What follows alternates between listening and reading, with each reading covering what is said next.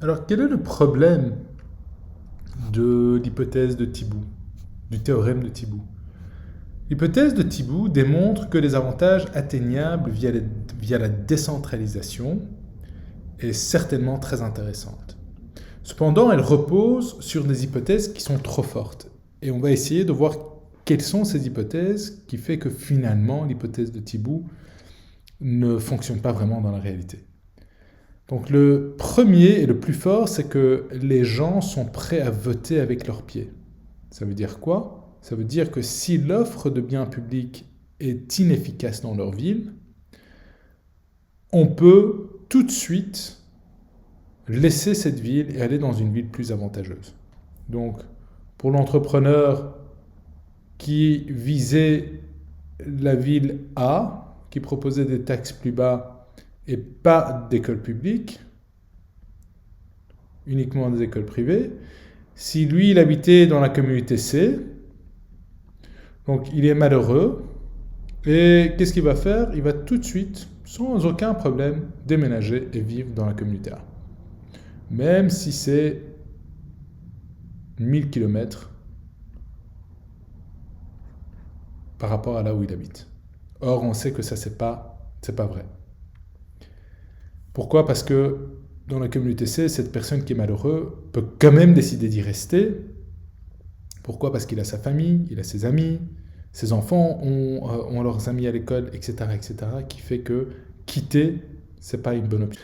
Alors, deuxième problème avec le théorème de Thibaut, avec les hypothèses de Thibaut, c'est que, en fait, il se peut qu'une ville qui offre des biens publics de façon inefficace ne soit pas de notoriété publique. On n'en sait rien là où on habite s'ils sont en train de fournir un bien public qui est efficace ou pas. On n'a pas cette information. On n'a pas c'est pas qu'on n'a pas cette information-là, on n'a pas cette connaissance. Okay? Donc ça, c'est un autre problème.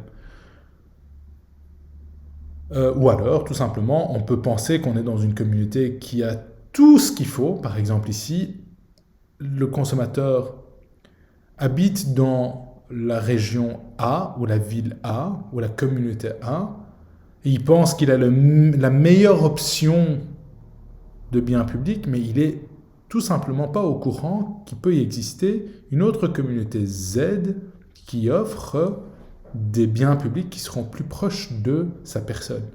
Ça, c'est une autre possibilité aussi. Alors, troisième problème avec l'hypothèse de Thibaut, c'est que on doit avoir un large éventail de villes, parmi lesquelles les consommateurs vont pouvoir choisir. Toutefois, ceci est très difficile dans la réalité. Nous n'avons pas, par exemple en Belgique, le choix d'être dans une communauté où on paye vraiment quasi zéro taxe et on ne reçoit pas d'éducation publique et qu'on a tout simplement des écoles privées. Ça n'existe pas. D'accord? Donc, Thibaut est en train de dire qu'on doit avoir plein d'offres différentes qui va permettre aux individus, parce que ce n'est pas seulement un individu, hein, de vraiment se dire, tiens, est-ce que je vais aller ici? Là, peut-être là, ah oui, ça c'est mieux pour moi, donc je ne vais pas aller ici. Et il va se déplacer. Donc, dernier point, il ne suffit pas d'avoir seulement un large éventail de villes parmi lesquelles choisir, il faut aussi assez d'individus, de sorte que les villes concentrent beaucoup d'individus. D'accord?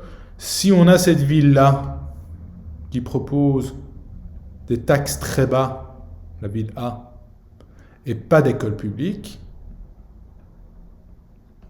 s'il n'y a personne dans cette communauté, ça ne sert à rien. Donc je dois avoir assez de profils différents, des milliers de profils différents, qui vont faire que, enfin des milliers de consommateurs différents avec un certain type de profil qui vont faire que j'aurai suffisamment de consommateurs qui vont venir vivre dans la communauté A. Sinon, la communauté A, c'est pas très intéressant. Alors, mis à part du théorème de Thibaut, on peut avoir un argument distributif pour avoir des gouvernements locaux. Les régions présentent des dotations en ressources différentes, ça c'est clair. Et certaines peuvent être riches en ressources naturelles, comme par exemple le pétrole ou le charbon, D'autres sont caractérisés par la présence d'une main-d'œuvre bien éduquée avec un haut niveau de capital humain. Prenons par exemple le capital de certaines villes. Et les différentes dotations de ressources se traduiront par des disparités de niveau de vie entre les régions.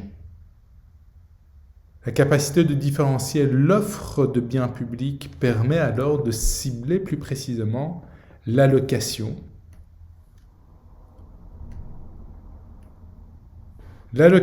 des ressources en fonction des besoins spécifiques de chaque région. Donc ça, c'est un autre argument. Et donc, un processus de décision décentralisé permet à chaque région de communiquer ses besoins au gouvernement central, ce qui permet une allocation différenciée reflétant les disparités régionales. Donc, si on a une région qui a des lacunes, il peut tout simplement recevoir et mettre en œuvre des politiques qui vont permettre à cette région de mieux viser le futur. Et ça, c'est très important, évidemment.